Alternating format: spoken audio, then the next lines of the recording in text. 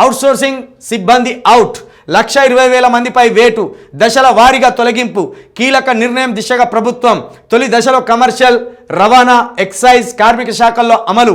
కాంగ్రెస్ ప్రభుత్వం మరో కీలక నిర్ణయం దిశగా అడుగులు వేయబోతున్నదా? వివిధ శాఖల్లో అవుట్సోర్సింగ్ పద్ధతిలో పనిచేస్తున్న DBAలను డేటాబేస్ అడ్మినిస్ట్రేటర్ తొలగింపులకు రంగం సిద్ధం చేసిందా? ఉద్యోగులకు జీతభత్యాల చెల్లింపులకు నగదు కొరత ఉన్నదని సీఎం ప్రకటించిన నేపథ్యంలో కాస్ట్ కట్టింగ్ పేరుతో చిరు ఉద్యోగులపై వేటు వేస్తున్నారా అంటే అవుననే సమాధానం వస్తుంది. అవుట్సోర్సింగ్ సిబ్బంది అవుట్ ఆట. ఎంతమంది? 1,20,000 కుటుంబాలపై ఇప్పుడు వేటు పడ్డట్టు. ఇప్పుడు ఈ అవుట్సోర్సింగ్ అంటే ఒక్కొక్కరు ఒక 10 సంవత్సరాలు, 15 సంవత్సరాలు, 20 సంవత్సరాలు కూడా చేసిన వాళ్ళు ఉంటారు. హఠాత్తుగా ఒక జాబ్ చేసి 20 సంవత్సరాలు తీసేస్తే వాళ్ళు ఇంకే జాబ్కి వెళ్ళిపోవాలి. 1 సంవత్సరమో 2 సంవత్సరాలు చేసిన వాళ్ళని తీసిపడేసిందంటే వాళ్ళు ఇంకో జాబ్ చూసుకునే అవకాశం ఉంటుంది.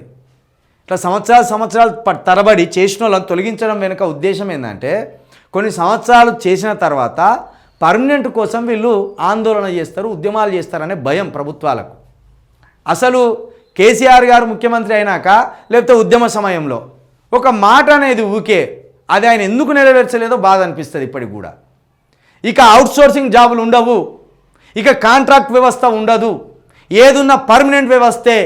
తెలంగాణ ఉద్యమం వస్తే కాంట్రాక్ట్ బాధలు తిరిగిపోతే, అవుట్సోర్సింగ్ బాధలు తిరిగిపోతే, పార్ట్ టైం జాబర్ల బాధలు తిరిగిపోతే అందరినీ ఒక్క దెబ్బతోటి పర్మనెంట్ చేసేస్తామన్నారు.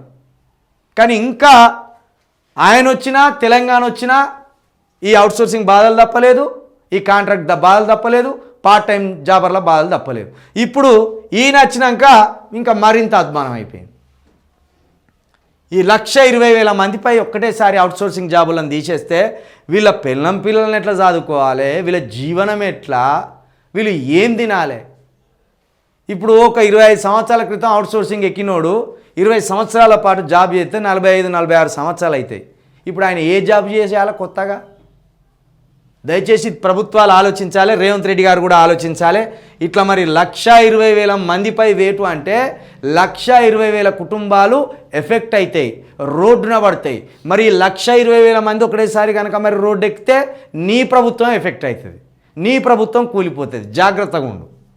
అనవసరంగా చిలిపి ప్రయత్నాలు, గిల్లే ప్రయత్నాలు, గిచ్చే ప్రయత్నాలు చేస్తే ఆ గిచ్చే ప్రయత్నాలు కాస్త నీకే ఏకుపోయి మేకవుతుంది.